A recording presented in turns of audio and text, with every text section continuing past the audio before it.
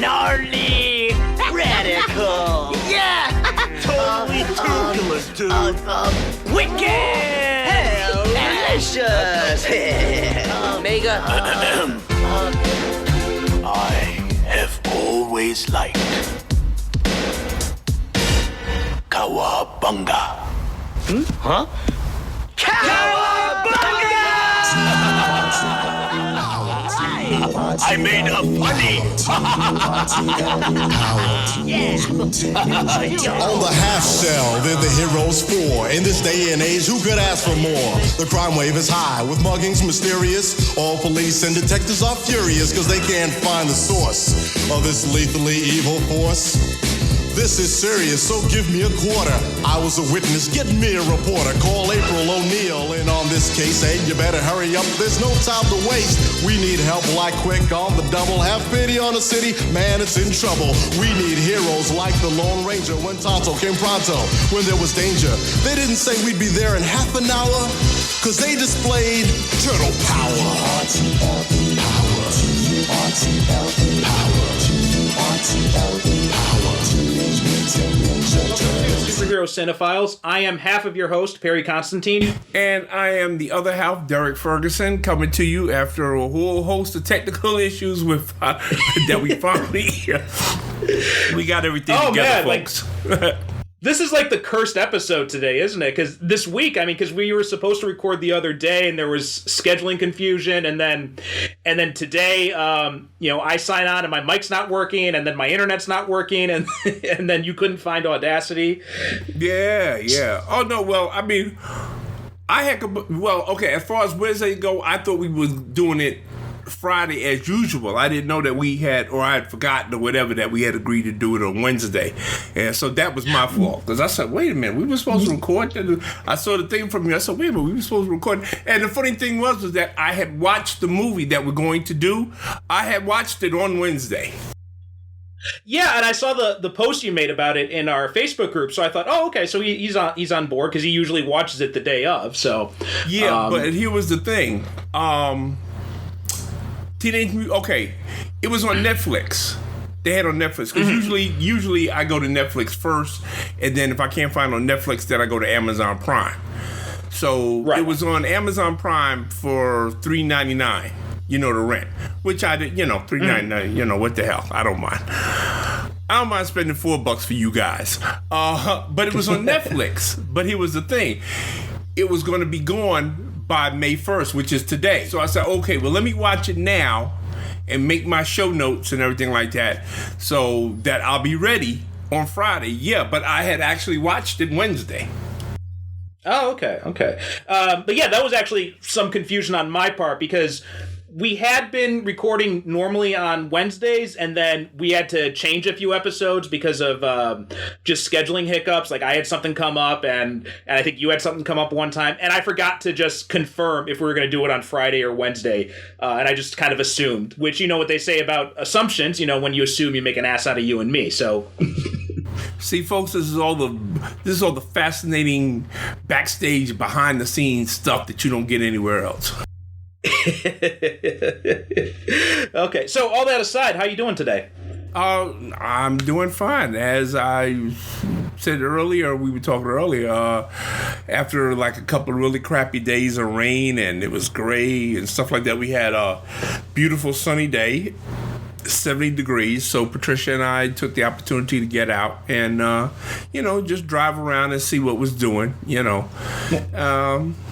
So today, as Ice Cube said, today was a good day.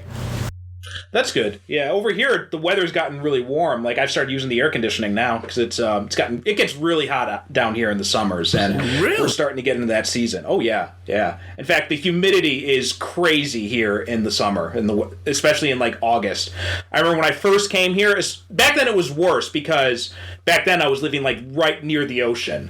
Now I'm up in the mountains, so it's a little bit cooler. But back then, like the first time I got here, I arrived at like in August, and seriously, I'd be outside like 15 minutes and I'd be dripping with sweat. That's how bad it was. Oh yeah, like every single day I got home from work, first thing I did was take a cold shower. Yeah, jump in and take a shower. I hear you. Wow. But it's nicer up here, and weather's nice, and but we're probably going into lockdown for a little bit longer, it looks like, because my university yesterday was supposed to be the last day that we were going to be doing these Zoom classes, but then they said, oh, we're extending it to the 20th now.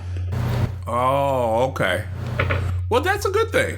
That's a good thing. I think so too. I think it's a good thing. And you know what? I kind of like the distance classes. I know some teachers don't like them, but it's been pretty good for me because I don't have to fight through rush hour traffic in the morning anymore. Oh, yeah, well, there you go. That's a plus right there. Anytime you don't have to deal with traffic. Yeah, I was saying to Patricia the other week, we had went to Long Island. We went up to Long Island, and it was just such a pleasure not having to fight traffic, because usually it takes us about 2 hours to get out there. With the traffic and everything like that. But with no traffic, we zipped out there, we zipped back at no time at all. And I said, well, you know something? I see that the plague does have its upside, Oh, yeah. I mean, occasionally, if I'm free, I'll drive my girlfriend to work, and she works in the center of the city. And we're not like Manhattan or anything over here, but it's big enough and crowded enough that you get a lot of traffic in the mornings. And usually that time of day when I drive her, we get it's not too bad, but there's a fair bit. But the other day I drove her to work, and it was like a ghost town. Ooh, wow. Okay. Yeah, well, that's how it is here. I mean, now the traffic is becoming, I noticed today that traffic was a little bit heavier, but that's because, people, I think, because, there's the big push on over here to relax all of the social distancing, and for, Trump has lost his mind and he's determined to open everything back up, and, so forth and so on. But Patricia and I, we made up our minds that we're going to continue doing what we've been doing, because I'm of the opinion that, listen, until they come up with a vaccine, nobody is safe. I agree. I'm the same way. Although I will push back on you about Trump losing his mind, because to lose your mind, you first got to have a mind. Yeah, well, this is true. First, you had to have a mind in order to lose it. So yeah, I give you that. So, I have no idea where we're going to end up after this. I say, listen, there's only one of three things that can happen now to cap this year off: either alien invasion, the rapture, or a zombie apocalypse. Well, didn't you see, it was NASA or someone actually, revealed that something about UFOs recently? Yeah, NASA. Or the Air Force. The way this year's been going, it would not surprise me. I mean, when you think about it, impeachment was back in January. It feels like it was 10 years ago. Oh, man. You know what? Matter of fact, the whole Trump presidency has felt like it's lasted 15 years. Oh, God, I feel like I've aged 15 years. Yeah, this is the shortest presidency that I've seen that has lasted the longest, simply because so much has happened. When you go back and when you look at all the different things that's happened, you say, my God, it's only been 3 years. Look how much shit has happened. It's it's insane. It really is. If anybody, if I were able to travel back in time 20 years and tell people what was going to happen, they'd lock me in the booby hatch. Oh, absolutely. They throw me in, You'd be like Bruce Willis in 12 Monkeys. Yeah, exactly. You would sound like a crazy man if you went back 20 years and tried to tell people what was going on right now. They'd lock me up. They would. And I couldn't blame. And know what? I couldn't blame them. I really couldn't. Oh yeah, neither could I. I mean, it's just so much crazy has been happening. It's insane. But one of the nice things about this is it's given me more time, because, I've started taking drawing classes on Udemy. And so I saw this thing the other day about, fan art challenge or something. So I posted on my Facebook, if you guys want me to draw fan art of, characters, I said, preferably superhero characters, because those are the ones I'm most familiar with. Then just, tell me what character you want to see. So I've been doing a whole bunch of those. I've been posting them up on the Facebook group, and it's been fun. It's been a good way to get my mind off things. Yeah, so the Colossus and the Storm came out pretty good. Yeah, the first few ones were not that great, and then the Colossus one and then the Storm one, they both came out much better. So I mean that's great. It shows I'm making some progress. Yeah. I mean those two are like my favorite so far out of all that you've done. Those two are like my favorite because I looked at the Colossus. Yeah. Wow, that is really cool. You know, I had to go with Punk Storm because that's my favorite version of that character. Okay. You know, from the 80s run that Claremont did. Yeah. That her when she was when she had the punk look and then she lost her powers, like she was totally badass. Yeah. And that was the one where she fought Cyclops for leadership of the team and she kicked his ass with no powers. Yeah, she didn't have his powers and she fought that one-eyed chick and she took over the Morlocks.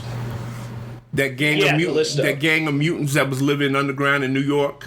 Well, I was recently, also too, it was good. Like I've been recently rereading like a bunch of 80s X-Men comics, like because there was some, I don't know, like about a week or two ago, Marvel had this 2-for-1 sale, so I just went on a binge buying a bunch of X-Men graphic novels of stories that I haven't read in years. So I read like Mutant Massacre and the Australian Outback years and all that good stuff. Oh yeah. Which those were some of my favorite era of the X-Men comics.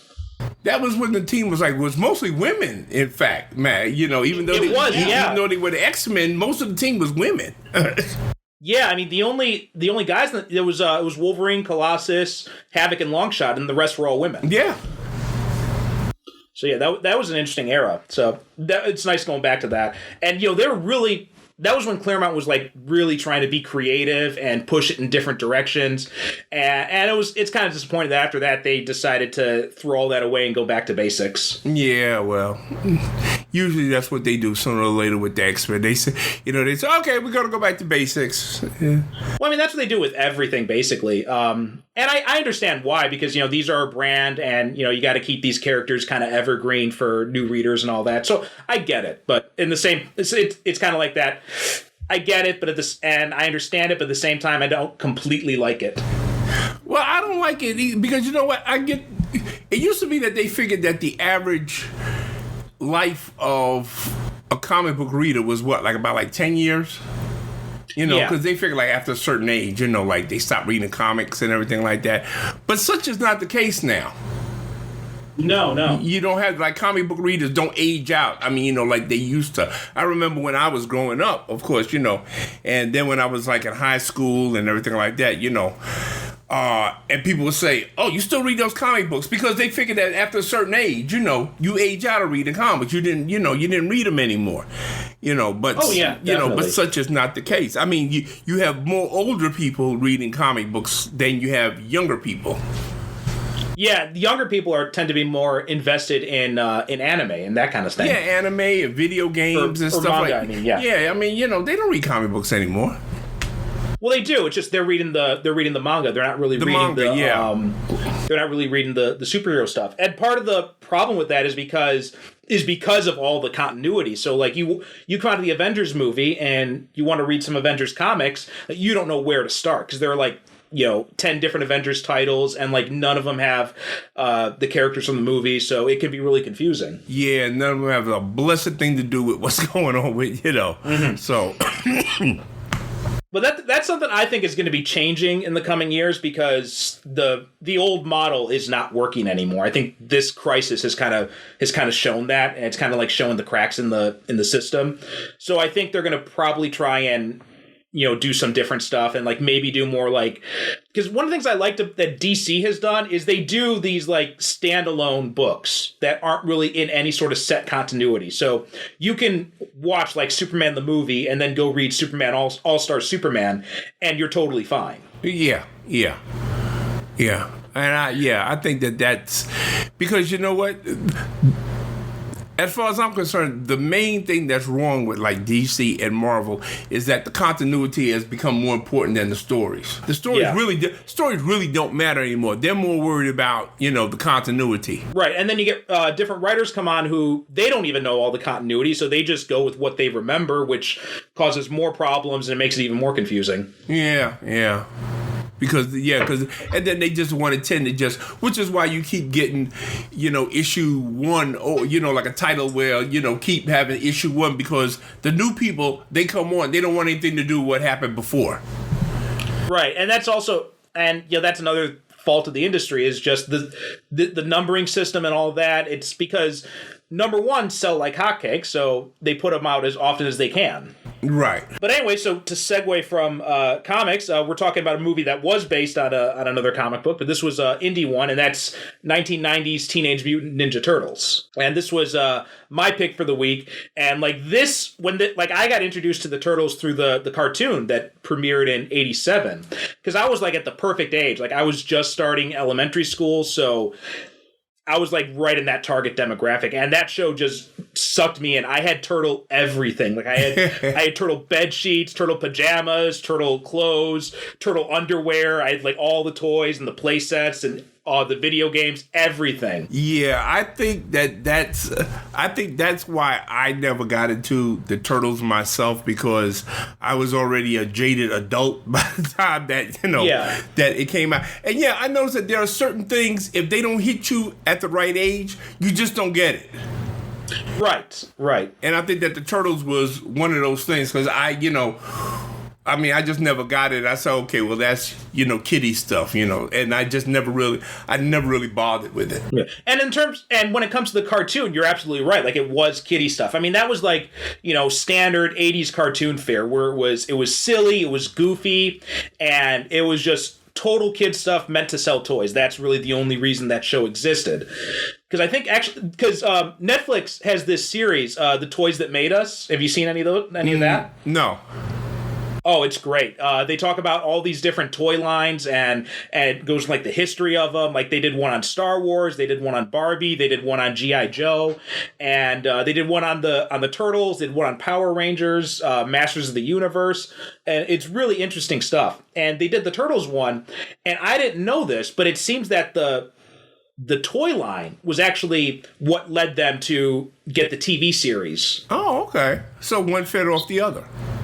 Yeah, basically. But it's such a weird thing, because this was, we talked before about back in the 80s, they had this really weird thing where they would take these really violent properties and turn them into Saturday morning cartoon shows. Like you had Rambo, you had RoboCop. Yeah, you had Rambo. Rambo, of all things, was a Saturday morning cartoon. Yeah. Yeah. And Ninja Turtles was another one, because if it was, the comic book came out in, I want to say 84. And it was just like this little black and white indie comic that they self-published, right, with the money they got from a tax refund. And it was just like supposed to be this little rinky-dink thing. It wasn't supposed to go anywhere. It was just, they killed off the Shredder in the first issue because they didn't know if there was ever going to be a second issue. And it was like the 80s version of going viral. And it just became such a huge mega hit in the comic world.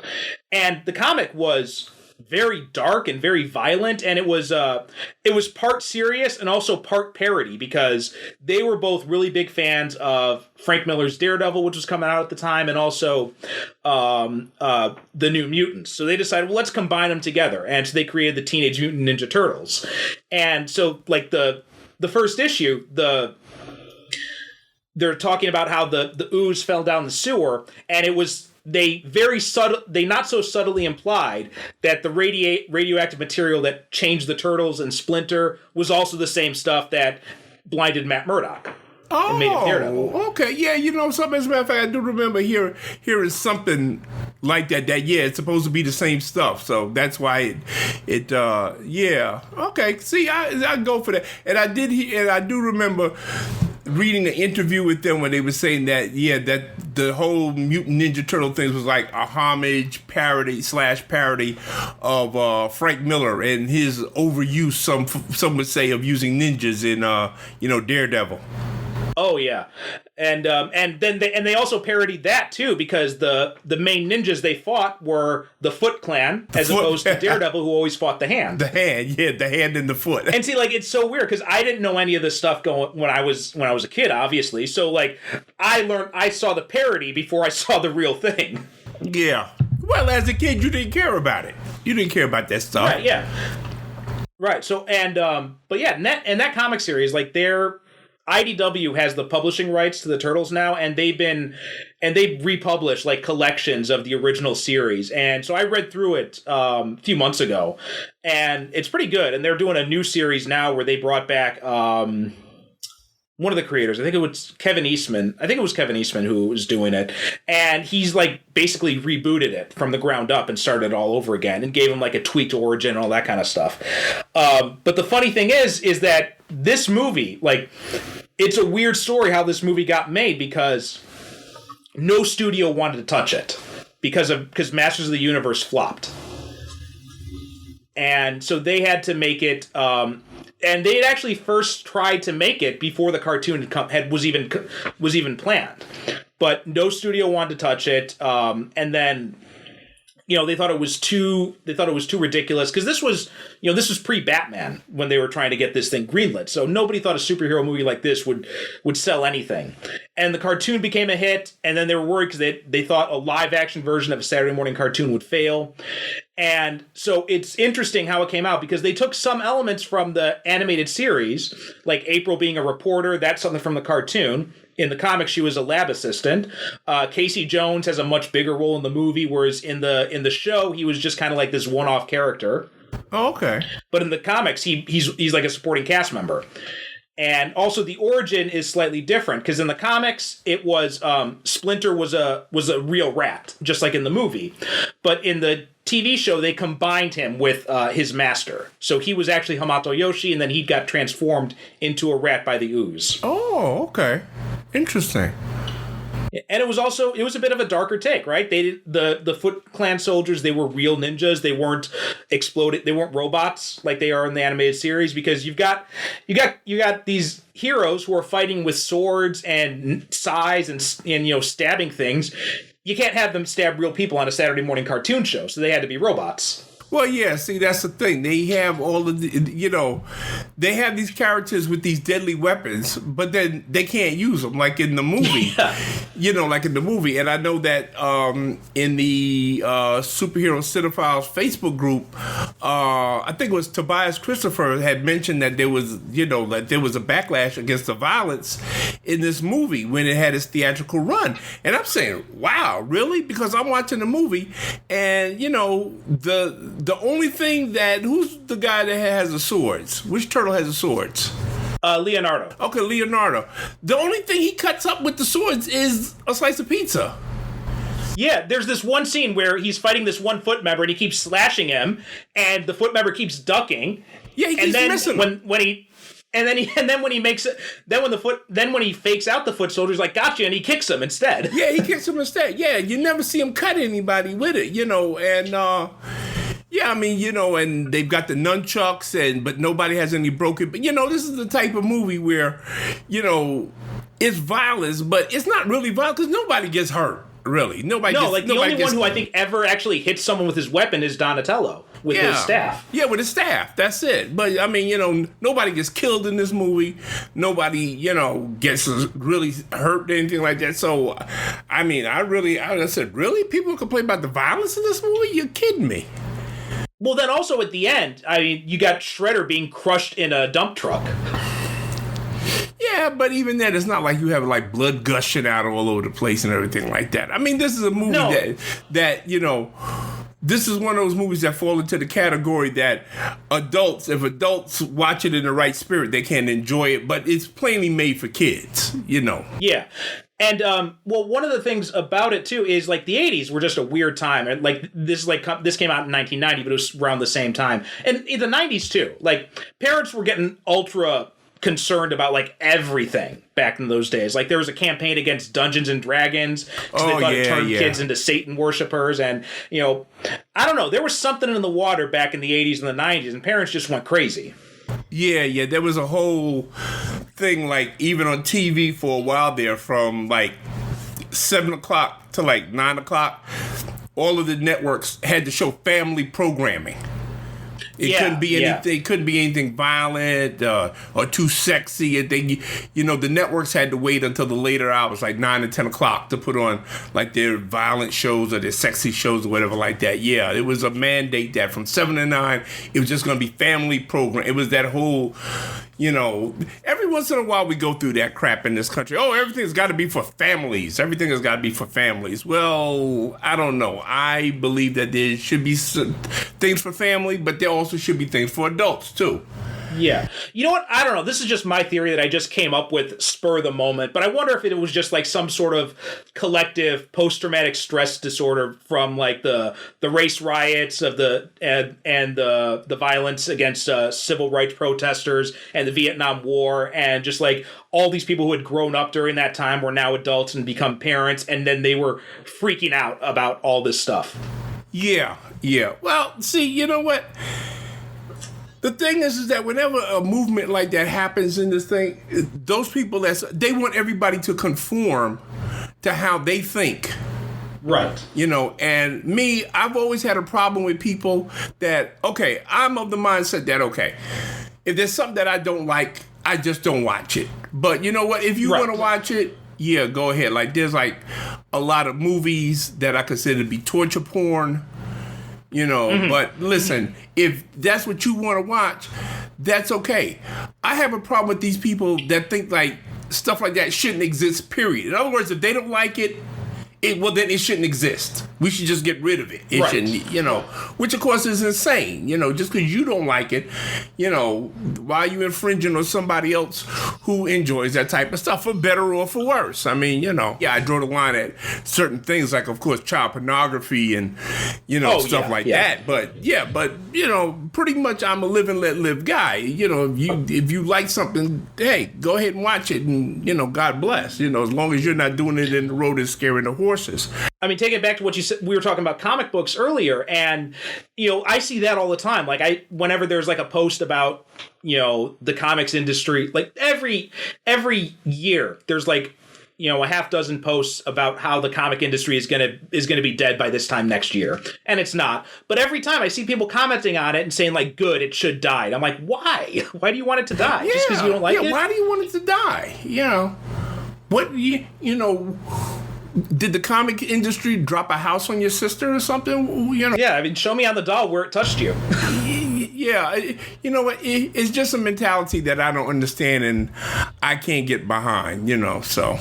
But that's just me.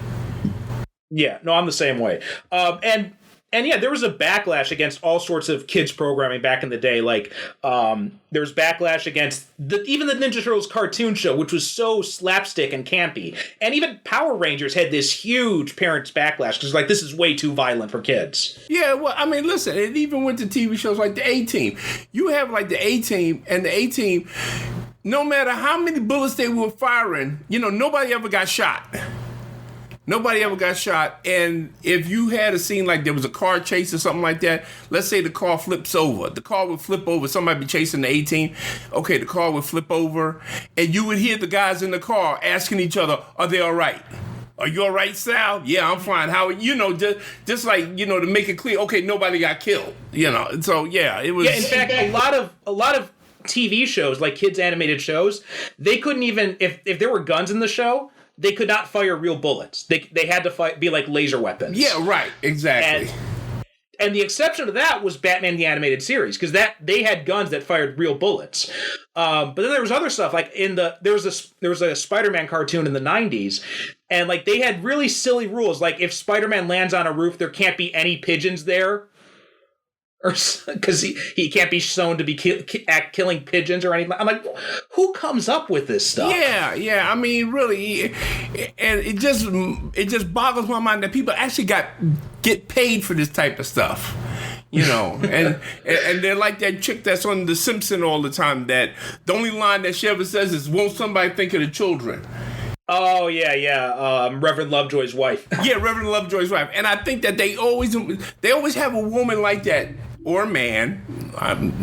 Let me not be sexist, but they have a person in the room when they're coming up with these rules that's their whole mandate. Well, won't somebody think of the children? Won't somebody think of the children? You know, oh, we can't do this because the children might imitate it, you know, which is usually their whole rationale behind it. Well, we can't show this because kids might imitate it. And without realizing that, you know what, kids have more sense than you give them credit for. They know they're watching a cartoon. They know this isn't real. Yeah. I mean, like, I grew up watching tons of violent movies. Like, I watched RoboCop when I was, like, 5 or something like that. And you know what? I turned out relatively okay. Yeah. I mean, I grew up watching Warner Brothers cartoons. Oh yeah, same here. Which is horrendously violent. I never dropped the anvil on my sister's head or tried to push him off a cliff. Yeah, because we knew it was a cartoon. Now, one of the things that surprised me, because I know you're not a Turtles fan, like you said, you'd kind of aged out of that. You weren't in the target age group when this came out. Right. But you actually said that you saw this movie when it first came out in the theaters. Yes, I did. I saw it when it came out, but which is not too remarkable because we're talking about like the 80s and during that period of the 70s and the 80s, I pretty much went to the movies like 2, sometimes even 3 times a week because it was a lot cheaper to go to the movies back then. It was a lot cheaper. And what would happen was that you would have your first run movie theaters on Broadway that were a little bit more expensive and everything like that. But usually what I did was that I waited till the movies came to the grindhouses on 42nd Street where it was cheaper. And you could see like a double, even a triple feature. So, So I don't remember if I saw this movie in a first run movie theater on 42nd, but I do remember seeing it in the theater because a lot of times what would happen is that like after work, and I worked in Manhattan, and I worked for the Board of Education, so which means that I got off at like 3-4 o'clock in the afternoon. So what I would do is I would go and I would take in a movie. And that's how, I said, I went there. And, me, I'll go see anything, really. So I said, let me go see this and see what it's like. I don't remember my impression of it back then, to be honest with you. I must not have liked it.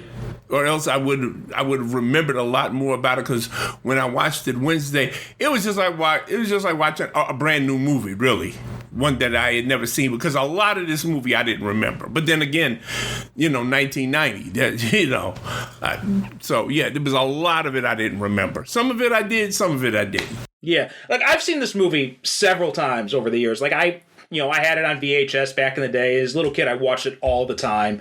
And then I found it on DVD, like, I don't know, this has got to going back like probably 20 years now. When I found it on DVD, I snapped it up right away, and I've watched it several times since then.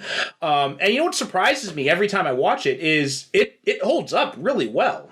Oh, yeah. I mean, this is, well, it was made in 1990, so which means that they made it around 8. But it cracked me up how this is so much 80s movie. This is a 1980s movie. Yeah, definitely. So, what were some of your thoughts watching it this time around? Because this is basically like you said, it's basically like the first time you saw it. Well, okay. The first thing, let me say, is that what really impressed the hell out of me was the stunt work. The guy, because it could not have been easy to work in those suits. No, because those suits, they were not just like big rubber suits, but they had like animatronics in them as well to control the facial movements. So like all of that stuff, like when they're making those facial movements and stuff, there's a guy in that suit, and that's like the robotics doing its work. Yeah, they had like somebody off to the side was controlling the mouth and stuff like that. But it's a remarkable technical achievement, and those suits look really good even now. I was looking at it. Oh yeah. There are some moments when you see like, the lips look a little unnatural and all that if you look closely. But for the most part, those suits, they still hold up really well. Yeah. I was really amazed at they were made by Jim Henson, Yeah, this was the last movie he worked on before he died, actually. Yeah, his people. So, when you're talking, when you talk about Jim Henson, you're talking about a guy that knows his stuff. So, I was amazed at even now, like I'm saying, and we're talking like 30 years, later, and how good those suits look. Yeah. And the stunt work, because you're right, some of the actors who worked in the stuntmen, they said that, they take the suits off and they just be like dripping with sweat, or like they'd have people like passing out because of it, because it was so hot inside those things. Yeah, and these guys are doing rolls and tumbles and flips and kicks and everything. They're doing actual martial arts moves. They're not faking it. Because I know that one of the guys that was in it is Ernie Reyes Jr., who who he knows his martial arts, So I mean, these were actual martial artists in there, so they're not faking the moves; they're doing actual and to do it in those suits, that couldn't have been easy. And in fact, Ernie Reyes Jr. he got an actual role in the sequel. He played the Pizza Boy. Oh, okay. So yeah, he played the Pizza Boy in the sequel, who like kind of helps out the Turtles, and he knows martial arts and stuff, and he goes undercover for them in the Foot Clan and all that. So yeah, they brought him back to, and I bet he was glad to didn't have to do all that stuff in the suit anymore. Yeah, because like I said, my hats is off to. Those guys that were in the suit, because they're actually acting with their bodies. Yeah. I mean, there's a lot of really good body language work that they do in this movie with those characters. Well, it really impressed me in that, okay, you have a movie where your 4 lead characters basically look the same. They all look the same. The only thing that differentiates them is the bands that they were, the different colored bands that are around their eyes and their weapons. Yeah. But through the voice and the body language, these guys do a pretty damn good job of giving each of the turtles different personalities. Yeah. And, that's something that they really kind of invented for this movie, because the comic and the cartoon, they didn't have a whole lot of differentiation, especially in the early days. This movie really kind of gave them the personalities that now everybody associates with those characters. Oh, so, it's leader, Leo's like the stern leader type who, the teacher's master's pet and all that kind of stuff.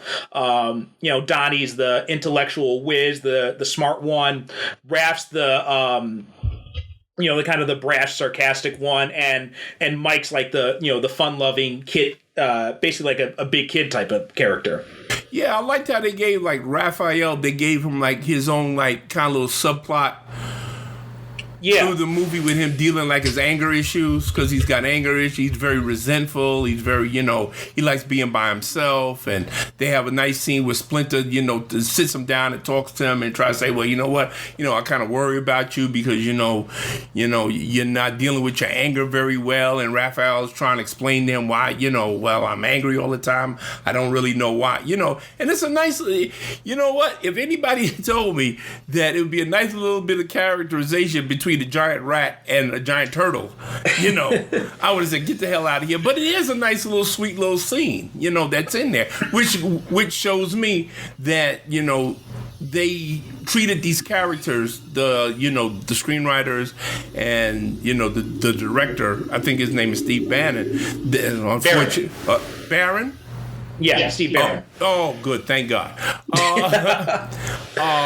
That they had respect for these characters as characters, and they were not afraid to give them scenes to, accentuate the fact that these characters have feelings and emotions and aspirations and, what have you.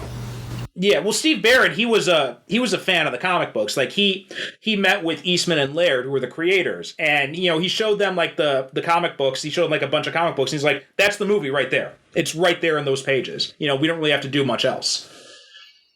And I always like when a director has that mentality, when they're like, well, I'm not gonna like we were talking last week with Aquaman and James Wan. I was like, well, no, we don't have to change this stuff. This stuff is just fine the way it is. Yeah, it's right there. Everything that we want is right there. We don't need to tinker with it. We don't need to change a whole bunch of stuff around. Let's just put it up on the screen. Yeah, and in fact, but there was some pushback on Barron, because Barron actually wanted to make the movie more violent, more like the comic book, and he was actually like removed from the movie like towards the end of production.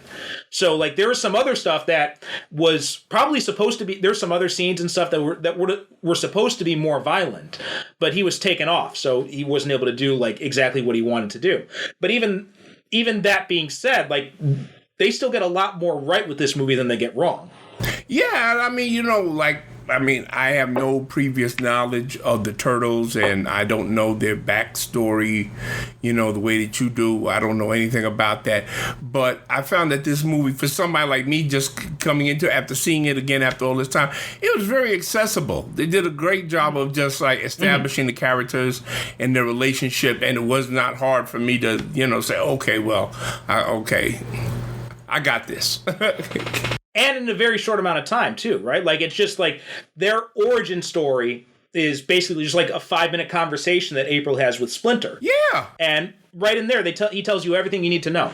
And they break it up because then they later tell the origin story, Splinter's origin story, how he ended up coming to America, how he knows martial arts, his connection to the Shredder and the Foot Clan. And they end up doing that later in the movie, which I thought was a nice way to break it up.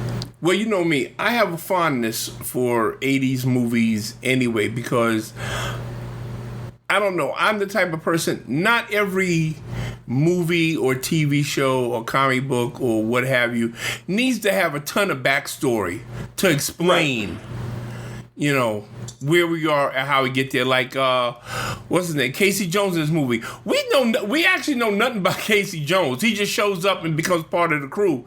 And, that's it. We don't need to, because we didn't need to know anything about Casey Jones until that moment. Exactly. They tell us exactly what we need to know, and they give us a little hint of his backstory. When him and April are at the farmhouse, they're on the swing, and she says, "You actually played professionally?" He says, "Yeah, before I got injured." Right. Exactly. So we know there's this little bit of backstory, and the actor who plays him, Elias Koteas, veteran actor. He's been in tons of stuff. He's been in like everything. But this was what I always most associate with him, because this was the first thing I'd ever seen him in. Like, to me, he's always Casey Jones. Yeah, I mean, I'm looking at it and I'm saying that, well, this is the guy, and I always have in every movie, I always have well, who the hell let him in this movie?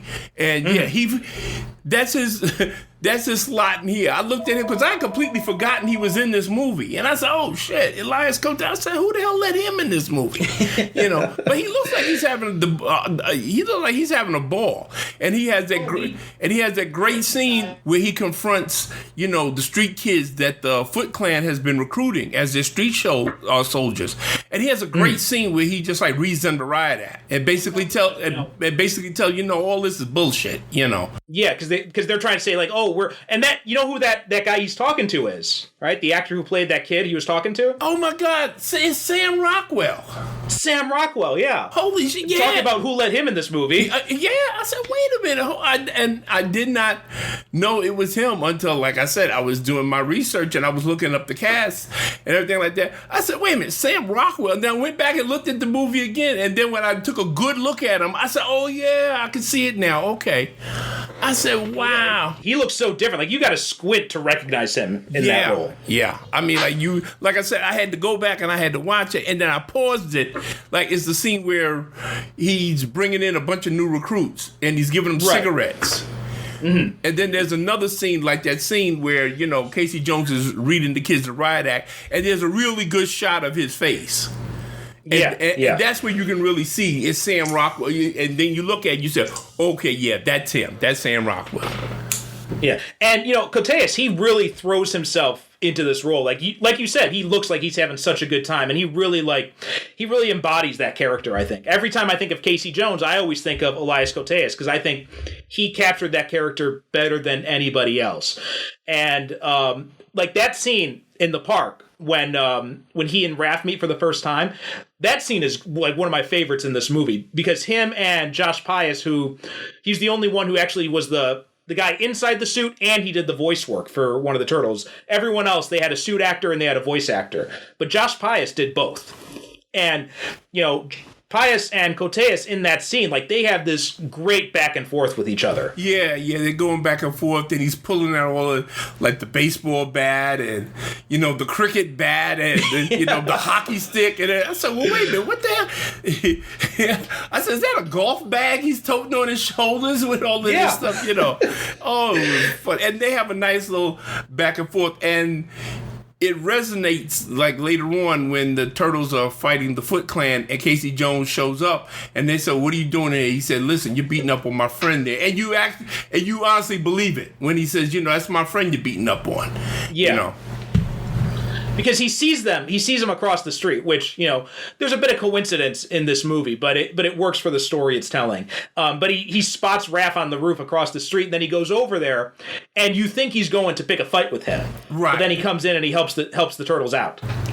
Yeah, and he kind of just, it cracks me up how, he's a guy, you would think that okay, one turtle would be enough. But even he's not too freaked out when he meets Raphael and they have the fight scene. He's not all that freaked out by fighting this, this human-sized turtle. Well, you know what I love about this is, he has that scene where he says he sees him with his hat come down. He's like, oh, what are you? He's like, you're a punker? I hate punkers, especially ones that wear masks over their ugly faces with green skin. Yeah. But, there's that thing where, like, a lot of the New Yorkers who encounter the turtles in this, they don't seem surprised by a lot of this stuff. Like, there's that cab driver when Raph rolls over the hood of his car, and the passenger's like, what the hell was that? And the cabbie's just like, oh, it looked like a green turtle in a trench coat. Yeah, it was turtle. But, that's that whole New York vibe. Like, nothing phases a New Yorker, Yeah. I mean, we've seen it all, so, hey, it's just, and after he tells the passenger says, oh, okay. And he sits back in the seat like, oh, okay, cool. And they go about their business like it's all right. But yeah. Oh man, I also like that scene that he also has this great scene with Donatello later on where they're fixing the truck and they're exchanging insults back and forth in order of the alphabet. In alphabetical order, yeah. They're coming up with like hose braid because Donatello says, okay, well, what are you up to now? Casey says, okay, like H. Yeah. and then you get what they do. They say, oh, okay. And then you had Judith Hoag as April in this. And what's funny? She was working on another movie with Robin Williams when she got this part. And she told Robin Williams about it. And Robin Williams, right away, he gives her a stack of comic books because he's a huge fan of he was a huge comic book fan. He loved the Turtles. So he gave her like this huge stack of comic books for her to read and told her all about her character and everything. Oh, cool. So it's a nice little Robin Williams connection in that. But she doesn't quite... Like, she had a lot of problems on the set. And it shows. Yeah. And that's why, like, in the sequel, she was recast. I think Paige Turco played April in the sequel. Because they didn't want her back. Because I think even afterwards, she went out around bad-mouthing the movie, like saying it was too violent as well, and that kind of stuff. Yeah, great legs, though. But, great legs. But, she works too hard at the plucky girl reporter. Yeah, and she doesn't really sell it at all. Yeah, she's like, you needed somebody like a Leah Thompson to like sell this role. See, Leah Thompson would have... You know who else was in the running for the part of April? Who? Nicole Kidman. Okay, Nicole Kidman. Oh yeah, well Nicole Kidman would have sold. Yeah. Yeah, I think I don't know why they didn't go with Nicole Kidman, but she would have sold that role a lot better, I think. Oh, absolutely. Yeah, she would have sold because, not that I don't like Judith Hoag outright. Because. Mm-hmm. There's a nice little scene where she's bonded with the Turtles after they've saved her and they've taken her to their home down in the sewer, and she's talking to Splinter, and then they take her back to her place and they're eating pizza and they're just laughing and hanging out and doing silly shit like they're doing impressions. Oh yeah. And that was a nice little scene also. Again, there's also a nice moment there about the relationship between Raph and Mikey, because Mike's like, oh wait, you're gonna love this, and then Raph kind of groans like, oh, not Cagney again. Yeah, right, exactly. So it was it's a nice little scene of characterization that I appreciate because you didn't have to do it, but I'm glad that you did. To slow down the action a little bit in order that we get to know these characters a little bit better before the mayhem starts. Yeah, so that was a nice little scene. But yeah, otherwise, like I said, she tries to sell the plucky girl reporter a little bit too hard. So yeah, she's kind of felt kind of off in this movie. But like I love all the Turtles. They get little moments together, right? Like there's the scene when they're in the apartment and Leo and Raph are going at it, and then Don and Mikey are just kind of like, fight, kitchen. And they're just kind of like, we've seen this all before. Yeah, and they're off to the side and they're just like saying, yeah, let's go together. And they're just sitting in the kitchen and say, let them two, have it out. This is something we see all the time anyway. So, what the hell? Yeah, and I like those little moments. Like those little moments, they do a long way to sell the fact that you feel that these guys are brothers. And I think that those little moments, they really help to sell that notion. And like all the characters, they feel like, you get a sense that these characters all do like each other, and they're, even when they're fighting against each other, like there's that, after Raph is injured, and then Leo is the one who's like the most broken up about it because he feels so guilty because he's the one who sent him away. Right, basically. Exactly. Yeah. And so as we've said before, in examining these movies, it's not all about the fighting and and all the superpowers and everything like that. What makes it is the relationship between these characters, and as you say quite accurately, we buy that these are brothers, because they do what family does. They bicker and then they come back together, and they go through their little things, but at the core of everything, they're all together. Yeah, exactly. And also Splinter, too, their relationship with him. Like you said in that earlier scene with Raph and Splinter, when he comes home and he's like, no, you're going to listen now. And then he's like, he comes off, he's like one part stern taskmaster in that moment, but then he kind of softens during the discussion. And the guy who did the voice work for him, it was Kevin Clash. And he does a really good job balancing those two sides out, because you have that scene when they're fighting, and then Splinter's like, hey, 10 flips now. Yeah.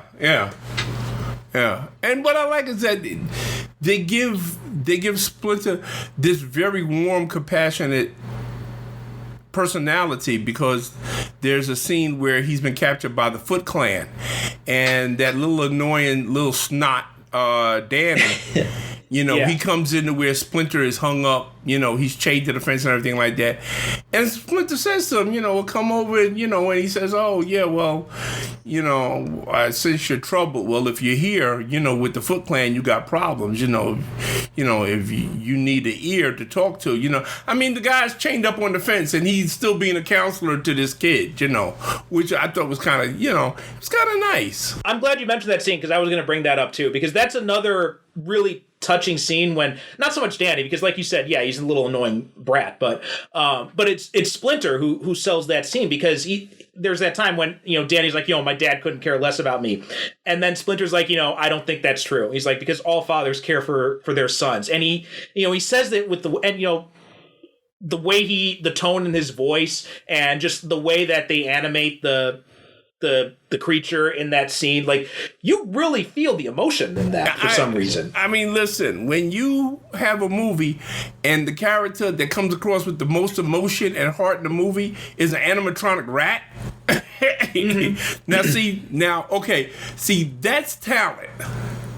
Yeah. That's artistry. Okay, to me, that's art right there. When there's an animatronic rat that comes across with the most heart and the most personality and the most warmth out of any of the characters that's in the movie. Well, that was a strong point of Guardians of the Galaxy as well, because, that scene when Groot's protecting them all and they're about to, from dying, and he's basically sacrificing himself, and he says, "We are Groot." I start weeping every time I watch that scene. Oh man, listen, if that don't get you, then you have no heart.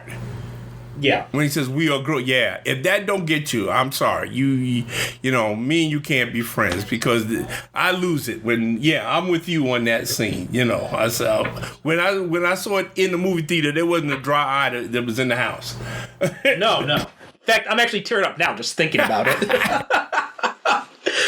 But and like you said, that is art. It takes real talent to do something like that and to pull it off when you've got an animatronic rat, which obviously just by virtue of what they had available technology-wise at the time, you can only do so much with that, and so it's relying a lot on a character on basically, a bodiless voice to really carry the emotion in that, and I don't know how they did it, but they did it. Well, actually, that's something that I noticed. That actually, in most of the scenes he's in, Splinter's stationary. He's not moving. No, yeah. Yeah. I think there's a scene toward the end where he's confronting Shredder on the rooftop, and really that's that's the only time we ever really see Splinter in action when he's moving. Every other time he's either sitting down or, he's chained up on that fence. And that's it. Yeah, that's a good point. I never thought about that. But you're absolutely right. He's totally stationary most of the time. So you mentioned the Shredder. I wanted to talk a little bit about him.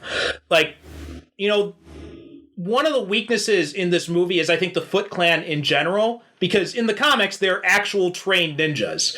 But in this movie, they're a bunch of wayward kids. So it's kind of hard to buy them as being ninja experts. Yeah, they never, you never get the feeling that they're actually a credible threat. Like, really, the only guys who are, like, is Shredder and the other guy, the bald-headed guy, that's like his right-hand man.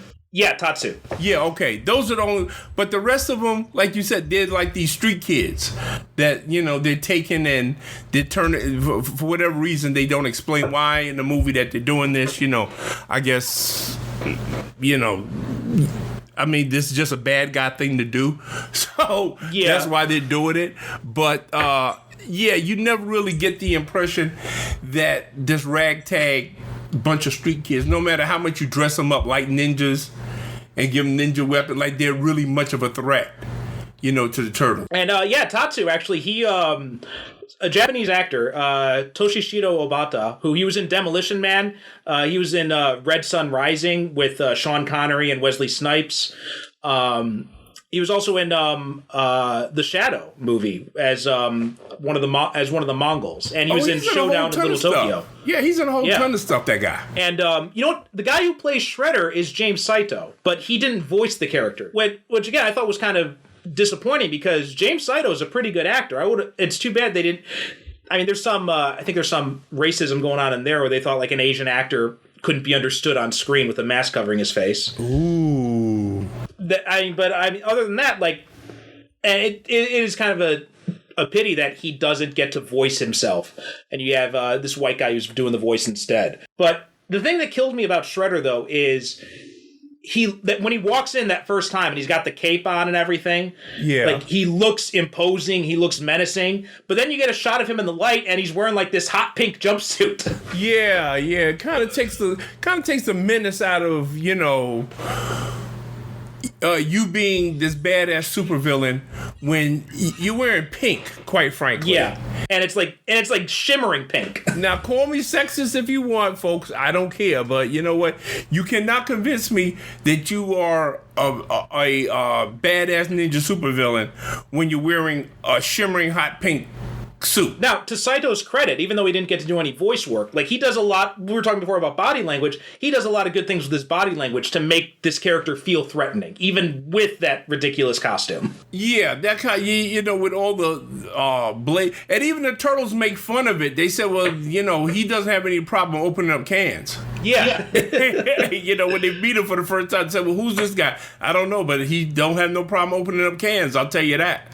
They don't even take him seriously. No, and that's a great point too. Like, and it's the parody aspect of it, right? They're willing to make fun of themselves, acknowledge that some of this stuff is silly. Yeah, I mean, like who walks around in a suit that's basically Ginsu knives? I worry about what happens when he has to go to the bathroom. Oh Lord, yeah. Him and that other guy, the guy from the Master Kung Fu Comics. There was a guy, one of his occasional enemies that he would fight Razor Fist. Was a guy called Razor Fist, who didn't have any hands, and he just had these blades on the end of his arms. And I said, now, what does he do? Does he have a guy that he hires to, wipe him when he goes to the bath? That's the only thing I can figure. I recently, because they came out with epic collections of the old Master of Kung Fu run that I picked up and read, and the entire time, every time I see Razor Fist, I kept thinking about that. Yeah. Like, how does he do anything? Yeah, how does he do it? How does he eat? How does it? Even if they had a scene somewhere in there where they show that maybe he has like these robot arms that he takes off the blades and puts on these robot arms. Yeah. Okay, because I'm saying, wait, this cat can't walk around with these blades on the end on his stumps all day long. Oh yeah. That's comics for you. I mean, it's comic books, folks. It's like that line about, who changes the tires on the Batmobile. Nobody does it. Nobody does it, yeah. Oh, is there anything else we need to touch on in this movie? Like, let me see. We covered the stunt work, the acting, no, I think that's fun. I mean, one of the fun things about doing this podcast with you is that, I'm getting to see, because I would have never probably went back and watched Teenage. I know for a fact I would have never thought to go and watch Teenage Mutant Ninja Turtles on my own if you hadn't brought it up. But what I'm finding out is that I'm enjoying seeing these movies that I would have never went back and saw on my own, And this is one of those movies I would have never went back and saw. Now, having said that, while I'm watching it, I'm saying to myself, you know something? This ain't bad. This is pretty damn good. If I had kids, this is a movie that this would be the gateway drug into superhero movies. I would give this to my kids to watch. I was reading something last night about Power Rangers, and one of the original actors on the show, after he stopped acting, he did some work in Afghanistan, like working as a healthcare provider over there in the war, and then he got a call from one of his old castmates saying, "Why don't you come over to this comic book con with me?" He's like, "Why would I do that?" He's like, "Nobody will remember Power." He's like, "You kidding? No, those fans are grown up now, and they're watching it now with their kids." Yeah, exactly. You know what? I can see that. I can see somebody who having watched this movie as a kid, would sit down and watch it with their own kids and say, listen, this is something that I enjoyed. And I could see, I remember, what was it, about a year or so ago, maybe a couple of years ago, I watched, because there was a movie in 2017. It was like a darker version of Teenage Mutant Ninja Turtles. They look like, they look like... Oh, yeah, the Michael Bay one. Oh, that was wait a minute, that was done by Michael Bay? Yeah, Michael Bay produced that one. He didn't direct it, but he produced it, and that's why Megan Fox is in it. Yeah, and it was like a dark. They were like really muscular and bulked up, and they looked more like monsters. Oh yeah, and it was like everything was like big and loud. It was just like they sucked like all the charm out of the turtles in that thing. Okay, you took the words right out of my mouth. I was thinking about that movie while I was watching this, because don't ask me why I thought this was the same movie as this, and then when I watched it, I said, oh no, well this is a reboot or whatever like that, and it was supposed to be like quote unquote adult and dark and grim and gritty and all that other bullshit and everything like that, and now that in my mind I'm comparing these two movies, and that was the point I was going to make. That version took all the charm, and that's what this movie has going for it. It's got charm. This is a movie that actually charmed me while I was watching it. Yeah, this thing's got charm coming out of his ass, and also like some of the choices they made in the remake, I don't understand where they were coming from. Like they had the Shredder, who's a ninja master, but they got him in this giant suit of armor with all these swords and stuff coming out of it. It's like, why? Yeah. It was a bizarre movie. I saw it and I said, well, this, and now that I'm rerunning some of the scenes of both movies on two different screens in my head, and I'm saying that's not, that's a version that is made for the modern comic book fan who insists that everything be realistic and dark, and it's got to be real, it's got to be grounded in realism, that's a phrase now I have come to detest, because usually 9 times out of 10 that's a signal to me now that the filmmakers, okay, well, you just threw everything out the window that you didn't like, and you just put in a whole bunch of bullshit. Right. Anytime I hear that phrase, well, it's got to be grounded in reality. Oh, okay. Listen, these are mutant turtles that got intelligence by some radioactive. Where's the grounded in reality in that? Exactly. Yeah. You gotta acknowledge the ridiculous aspects of this, and that's where the charm comes from. If you try to explain that away, it doesn't work. Yeah. And that remake, God, we know what else about that remake too. They basically stole the plot from the Amazing Spider-Man movie in that movie. Really? Because it's Shredder's trying to spread the mutagen all across the city in like aerosol form. That's exactly what the Lizard tried to do in Amazing Spider-Man. Oh, okay. Yeah. Okay, now that I think about it, yeah, you're right. It's like I said, I only saw it that one time, and I said, well, this is, and I have a lot of respect, and I appreciate a movie that when it has a ridiculous premise, like this movie, Teenage Mutant Ninja Turtles, it's a ridiculous premise, but you know something?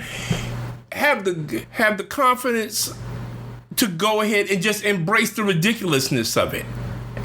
Yeah. And make that work for you, which is what this movie, like I said, this movie charmed the pants off of me. 30 minutes in, not even 30 minutes, like 20 minutes in. Okay, by the time we get to the scene with Casey Jones and Raphael having the fight, this in the park, okay, I was all in. By the time I got up to that scene, I said, okay, I'm in it. I stopped watching it with a critical eye, and I started just enjoying it. Right. Yeah, and they do that. They embrace the ridiculous. Like, there's the scene when they're watching the tortoise and the hare, and they're rooting for the turtle, and they're like, come on, just ninja kick the damn rabbit. Or when Mikey is, they come back from training in the farmhouse, and April asks him if he wants some ointment, and he says, no. And he takes turtle wax. As a can of turtle wax, yeah. And even they laugh about it, So, which I'm saying, well, did they really want the turtle wax, or were they doing that just to break up the tension of, the situation they were in? Well, actually, that was intent, because there was a deleted scene, deleted sequence where Mikey was in a bit of a depression after losing Splinter and with Raph being injured, and so when they first got to the farm, he was like suffering under depression, and like he punches a hole through a wall at one point, and so in that scene, it makes so much more sense because the whole point of that scene was it was Mikey coming out of his funk now that Raph was back. And one thing that I appreciate about this movie, which I always do, by now, if you guys out there, if you don't know that I'm such a fan of 1980s movies, is because back then they knew how to make movies that were not bloated. And this movie doesn't. This movie doesn't have any fat on it. No, it's very streamlined. Yeah, it's very streamlined. I mean, the plot goes from A to B to C to D. It's always moving. It's always, there's no scenes in here that's put in there just to pad out the running time or whatever like that. Right.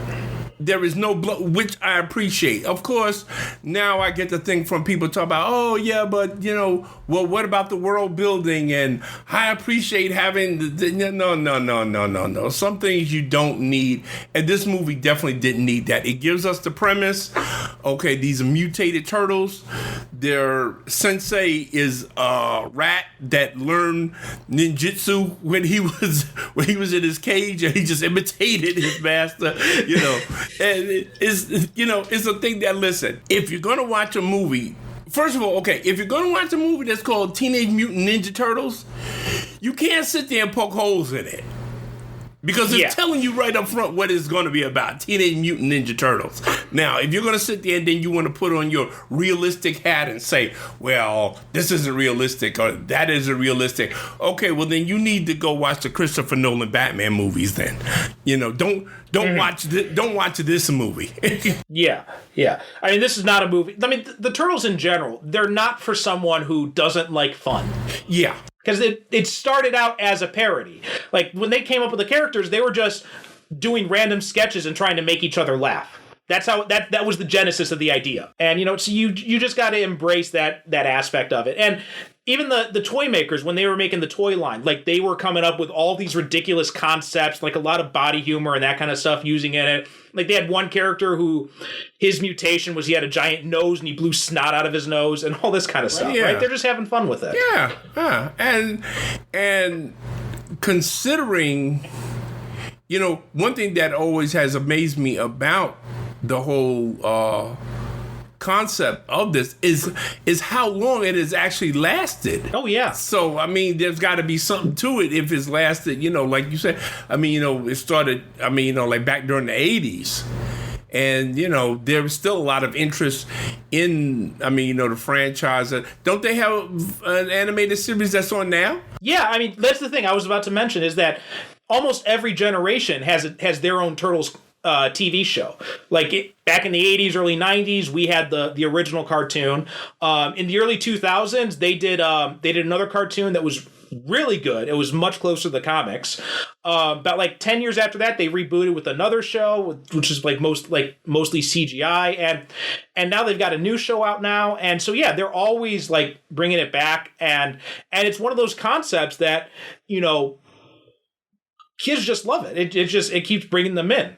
And wasn't there a CGI movie? Yeah, there was a CGI movie, and it was like around 2005, 2006, somewhere around there.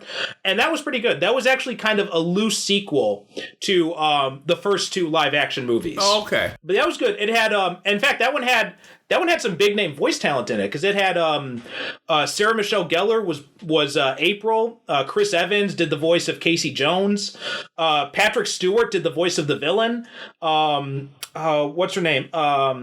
Zi Zhang did the voice of Karai, who's like who takes over for the Shredder after he's dead. Well, I've noticed that a lot of people, especially like actors and stuff like that, I've noticed that a lot of them, like, this is one of the things that they grew up with. So they, like you said, this is one of these things that if it catches you at the right age, you fall in love with it, and you're in love with it for the rest of your life. Yeah, like definitely. Like me, like, okay, when Speed Racer came out, you know, like the movie Speed Racer, man, I was in seventh heaven because I grew up with Speed Racer. Yeah. And I like, you know, and I feel about, you know, Speed Racer the way that you feel about, I mean, you know, the Turtles, you know. Yeah. Because it caught me at the right age. And something else, you know, talking about introducing it to future generations, like that's something that I remember growing up with is I like the Sean Connery James Bond movies because my dad used to watch them with me when I was a kid.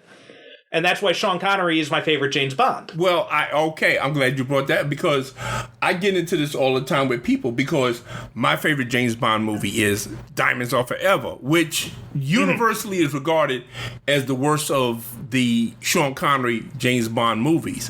Okay, I'm not going to defend the movie. As a matter of fact, I never do defend the movie.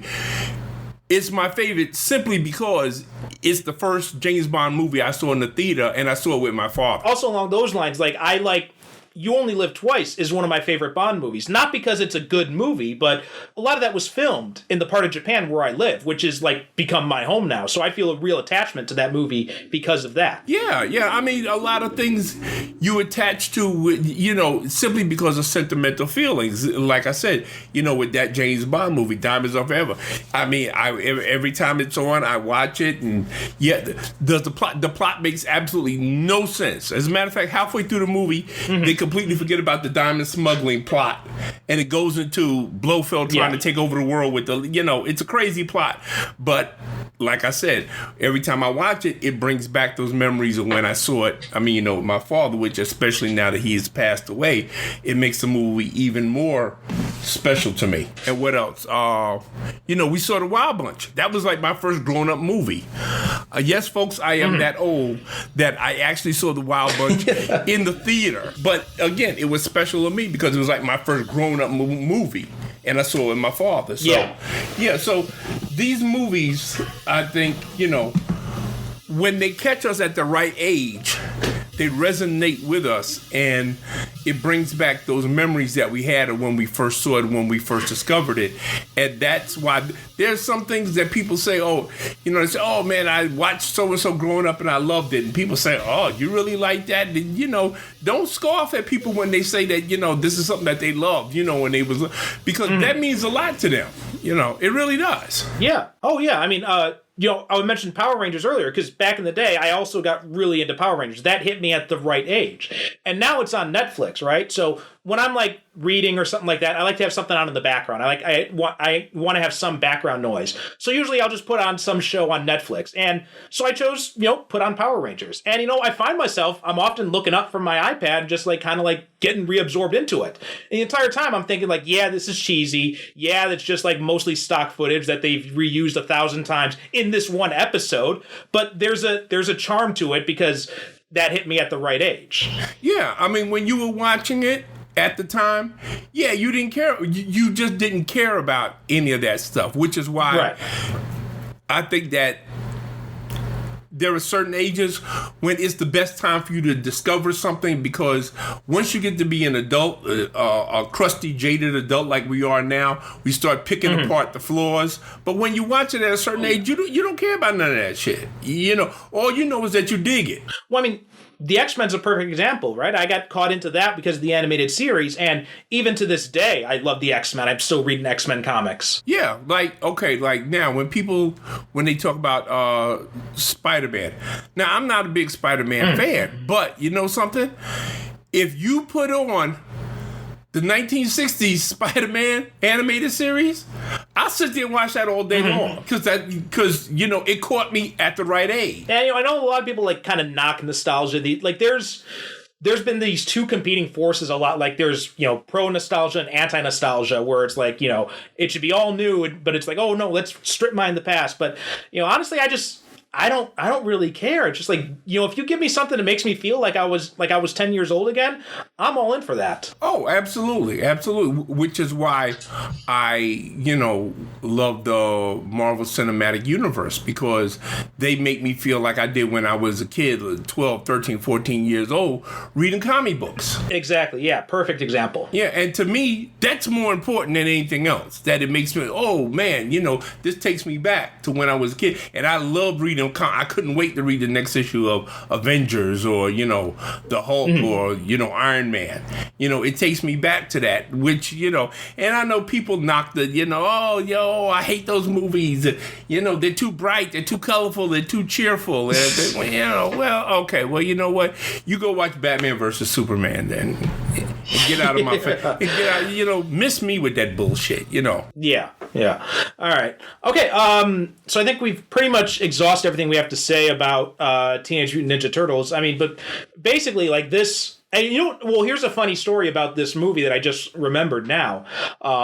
Yeah, folks, I'm unorganized. Deal with it. But like when this movie came out, they showed it to like one of the guys who was a producer on it. He was the one who like got it greenlit and everything, got it moving forward. Like he showed it to the people who were working on the cartoon and the toy line, and they said to him, they were mortified when they saw the movie, and they're like, "You've killed it.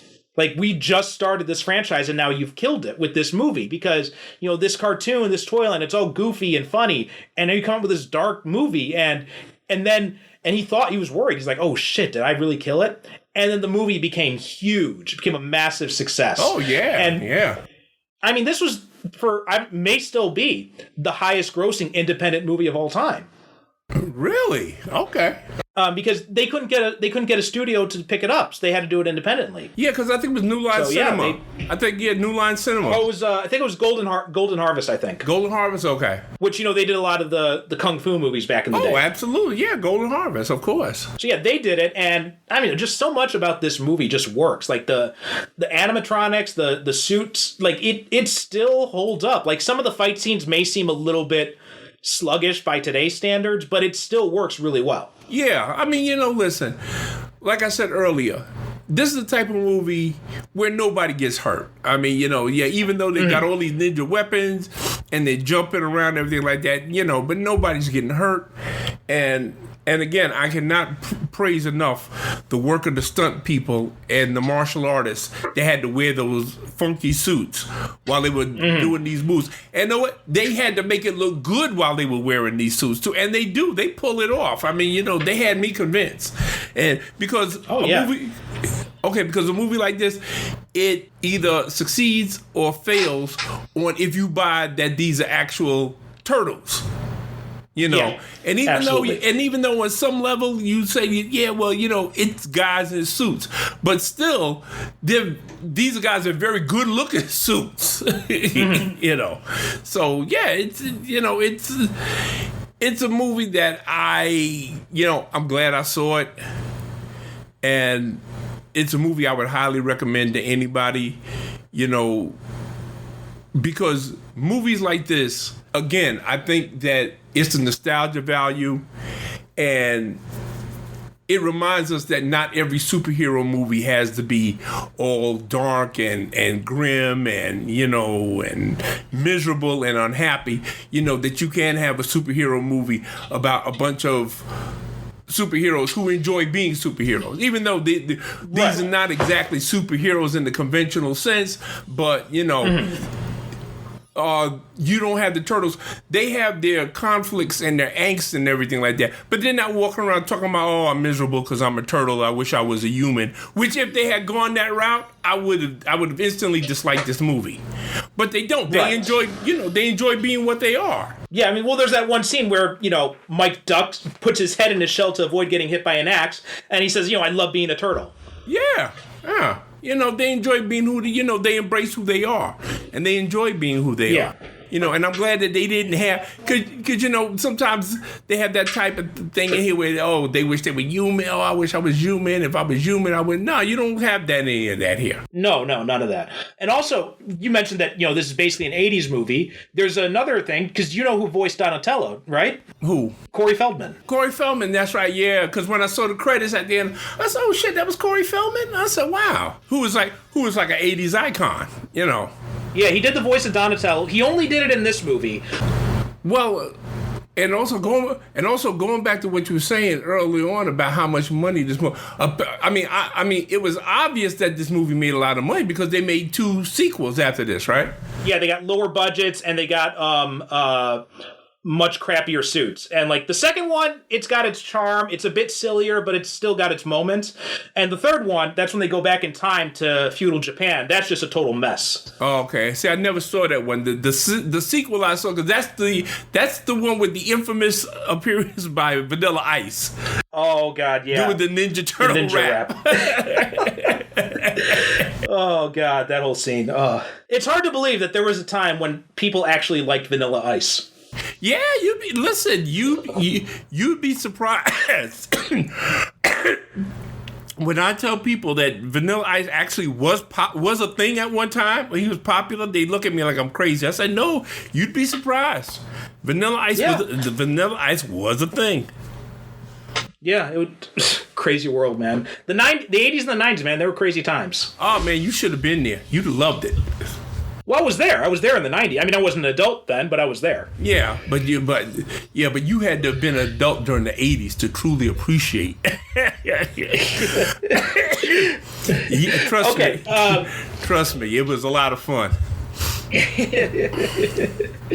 All right. Okay, so that about does it for us. So this was my pick. So now I'm tossing the ball back to you, my friend. What are we going to be watching next time? Okay. Now, I thought that we would switch it up a little bit in a couple of ways because we haven't done Marvel for a while, right? What was the last Marvel movie that? I think it was Black Panther. Yeah, it was Black Panther. So I thought we'd go back to doing Marvel, but also let's switch it up because we haven't done an animated movie yet, right? Oh, okay. Yeah, that's true. We haven't. Okay. So my pick for next week is going to be a movie that I found on Netflix. It was a while ago. They didn't do any advertising for it, but I watched it and I enjoyed it greatly. It's a movie called Hulk Versus. Oh, okay, yeah. And it's got 2 separate stories with the Hulk. In one story, he fights Thor, and in the other one, he fights Wolverine. Right. Okay, yeah. You seen this one? I have a memory of seeing. I think I saw part of it. I didn't see. I don't know if I saw the whole thing, or maybe I think I got distracted by something else, or something happened that I didn't actually sit down and pay attention to it. Though. Okay, well, I'm giving you an opportunity now to pay attention to it. So if you're agreeable, we'll do Hulk versus. Okay, yeah, I'm down. It's our first animated film, so yeah, I'm totally down for that. Okay, cool. Thanks a lot for listening. Head on over to the Facebook group, Superhero Cinephiles. Join in the conversation there. I've been posting up some of my artwork lately, so you can see some of that. Derek posts up movie reviews. We do occasional polls every now and then. Yeah, just a bunch of superhero fans getting together to talk about what we like. So come on in, pull up a chair and join the discussion. You can follow us on Twitter and Instagram, Super Cinema Pod on both of those. Patreon.com, Super Cinema Pod, if you want to give us some help, toss us a few bucks. And also, if you don't want to subscribe, then, pay a subscription fee. Then you can also just go to the website, superherocinephiles.com. If you buy any movies from there, or if you click the link and buy anything off of Amazon from there, we get a little bit of a kickback, which helps us keep the lights on around here. Kickbacks are good. Don't let anybody tell you different. All right, Derek, thanks so much. I'm glad that you didn't hate this movie. Oh, no, thank you. And yeah, like I said, that this movie, like I said, by the time I got to that scene where it was the fight in Central Park with Casey Jones and Raphael, I was charmed. And that, to me, is the main appeal of this movie. If you watch it, if you sit down in the right spirit and you watch it, I think you're going to be just as charmed as much as I was by it. It's a very good movie. I enjoyed myself. Thank you for recommending it. Oh, as always. All right, that's it for us. We're getting out of here. Stay safe, wash your hands, and be a superhero and wear a mask if you go outside. There you go. My man said it all. You guys stay safe. God bless and good night.